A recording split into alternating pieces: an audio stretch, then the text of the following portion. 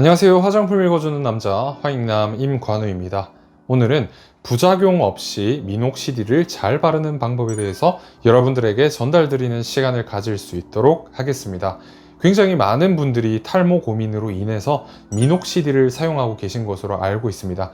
저도 아직까지 정말 열심히 미녹시딜을 사용하고 있는데요. 저도 여러분들이 잘 알고 계시는 것처럼 탈모인입니다. 탈모인이라서 탈모를 관리하기 위해서 굉장히 많은 노력들을 해오고 있었는데, 그 중에서 아직까지 정말 열심히 하는 노력은 바로 미녹시딜을 사용하는 것이라고 생각을 합니다. 저도 미녹시딜을 사용하면서 굉장히 많은 부작용들을 겪어왔는데요.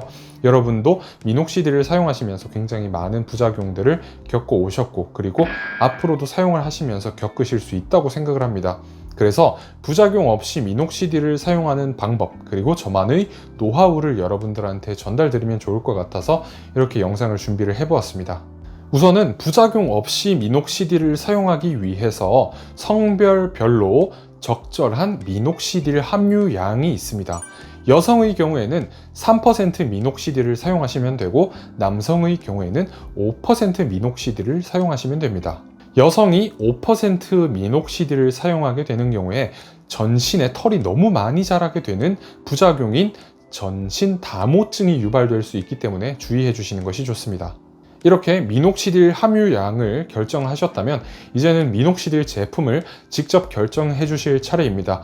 미녹시딜 제품에는 굉장히 많은 것들이 있는데, 이때까지 종전에 계속 사용되어 왔던 것은 이제 액체 타입의 미녹시딜입니다. 그리고 최근에 나온 거품 타입, 폼 타입의 미녹시딜도 있습니다. 그런데 이 액체 타입 미녹시딜의 부작용으로 염증과 여러 가지 가려움, 그리고 따가움증을 유발할 수 있는 프로필렌 글라이콜이라는 성분이 배합되는 경우가 있습니다. 그래서 이 프로필렌 글라이콜이라는 성분을 배합하고 있지 않은 제품을 찾으려고 하다 보니까 저도 자연스럽게 거품 타입으로 나오는 폼 타입의 미녹시딜을 지금까지 사용을 하고 있습니다. 만약에 여러분들이 미녹시딜을 사용하시면서, 특히 액체 타입의 미녹시딜을 사용하시면서 두피가 가렵거나 혹은 두피가 부어오르거나, 그리고 미녹시딜을 바른 자리에서 여드름이 나거나 두피 모낭염이 나는 경우에는 액체 타입의 미녹시딜 사용을 중단하시고 한번 거품 타입의 미녹시딜을 사용해 보시는 것을 권해드립니다. 이렇게 프로필렌 글라이콜이 배합되어 있지 않은 미녹시딜을 사용하시면 여러 가지 미녹시딜 사용으로 인해서 유발될 수 있는 부작용을 최소화시킬 수 있습니다. 그리고 개인적으로 사용을 해봤을 때 액체 타입의 미녹시딜 같은 경우에는 우리가 두피에 사용을 하게 되면 액체가 흘러내려서 굉장히 불편한데, 이 거품 타입의 미녹시딜 같은 경우에는 밀도가 굉장히 높아서 흘러내리지도 않고 두피 골고루 바를 수 있어서 굉장히 좋은 것 같습니다.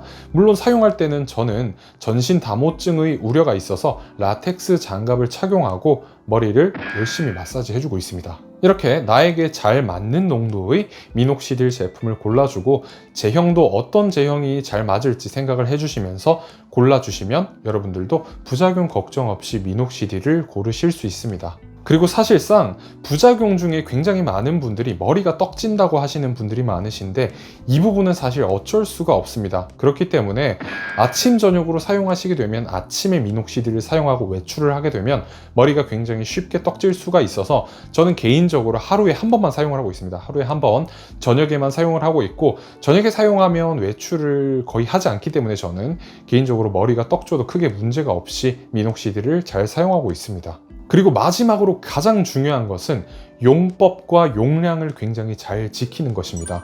미녹시딜을 보시면 미녹시딜은 의약품이기 때문에 제대로 사용하는 방법이 정확하게 나와 있습니다. 얼마나 사용해야 되는지, 용량은 어떻게 사용하고 어떻게 흡수시키는 것이 좋은지 다 나와 있기 때문에 적정 용량만큼을 사용해 주시는 것이 굉장히 중요합니다.